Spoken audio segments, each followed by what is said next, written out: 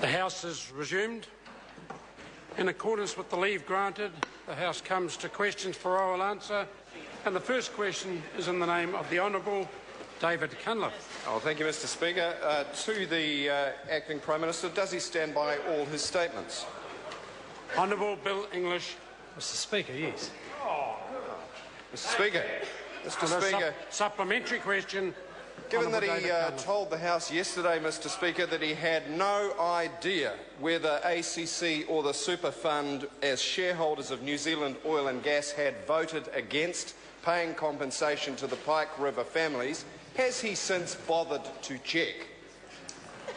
Honourable Bill English, on behalf of the Prime Minister.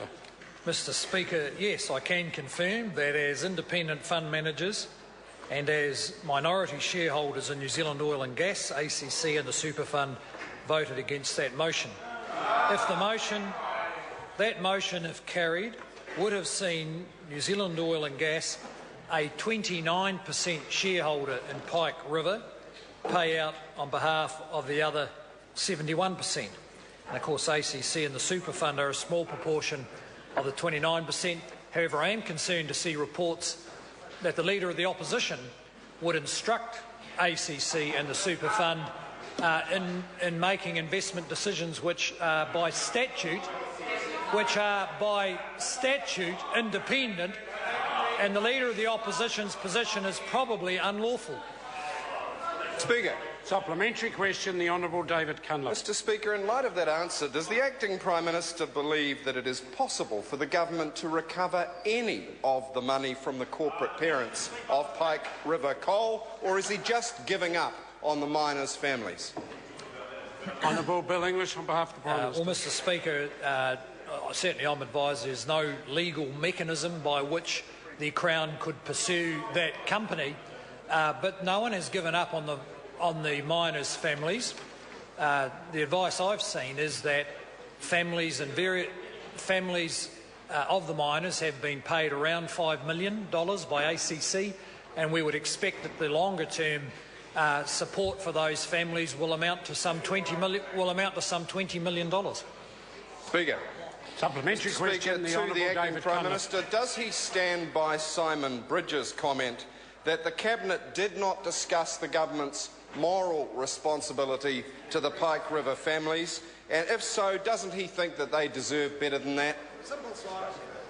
Honourable Bill Mr. English. Speaker, yes, I do support the Minister's comments. The government's moral obligations are met through the statutory systems put in place to support these families. And in this case,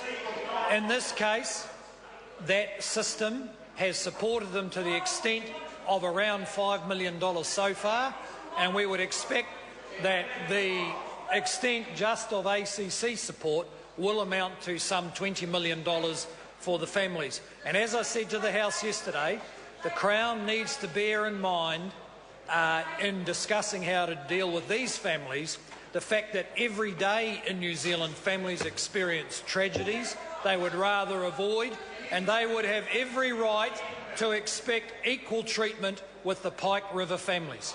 Mr. Speaker. Supplementary question, the Honourable David Cunliffe. Does he stand by the statement of the Honourable Chris Finlayson that, and I quote, "The government is fully aware of its obligations to these families," quote, but did nothing on compensation? And if so, does that mean that the government decided that it has no legal or moral obligations to pay compensation to those families? Honourable Bill English, on behalf of the Prime Minister. Well, Mr. Speaker, I've answered those questions previously, and the member is carrying on as if there has been no support for these families, and that is simply incorrect. And I'll just reiterate the facts around ACC support. According to my advice, about $5 million has been paid to these families through ACC on the same basis as any other family that suffers a death, a workplace death or an accident death, and we expect that the full support for these families will amount to around $20 million. Every other family in New Zealand that experiences a tragedy that may be less high profile and less politicised by the opposition have a right to expect equal treatment to the Pike River families. Mr. Speaker, Supplementary question, the Honourable David why Cunliffe. does the Acting Prime Minister think that putting the burden on an ACC corporation which actually voted against compensation going to the families is a sufficient answer when this is the only case where a government department glossy has been found culpable, where a minister has resigned, where 29 miners lie dead and still buried under the earth, and that government is walking away from its moral obligation to their families? Honourable Mr. Bill English Speaker, on behalf of the Prime Minister. It doesn't matter how often the member says it. He needs to understand every New Zealand family who experiences a tragedy, and every day there are some, deserve equal treatment to the Pike River families. The government has fully supported these families through the statutory processes. It has committed millions of dollars to the recovery of the bodies. It has met its moral obligation to take all the steps recommended by the Royal Commission to ensure that these tragic events do not occur again. But finally, the government has to act on behalf of all New Zealanders. Every New Zealander family who suffers a tragedy deserves equal treatment. And I challenge the Leader of the Opposition to show me a family who's lost someone in a workplace tragedy who should be treated less carefully and less supportively than the Pike River families.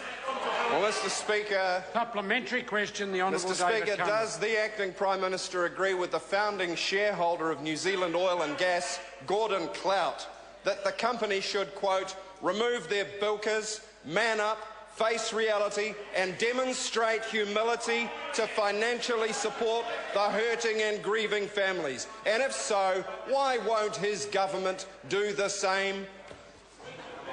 Honourable Bill English on behalf Mr. of the Prime Speaker, Minister. as I've explained to the member, the government has, and I'll go through it again, the families have had the benefit of $5 million of payments from ACC so far and can expect a further $15 million of support. The government has committed, I think, $10 million to the recovery of the bodies. We have met our obligations, moral obligations, by implementing all of the Royal Commission recommendations to ensure this does not happen again, including a very considerable commitment of taxpayer resource to a new workplace safety agency. And I'd reiterate my final point. The Leader of the Opposition needs to show us a New Zealand family who lost someone in a workplace accident that should get less than the Pike River families, and I don't think he can. Question number 2, Honourable Peter Sharples.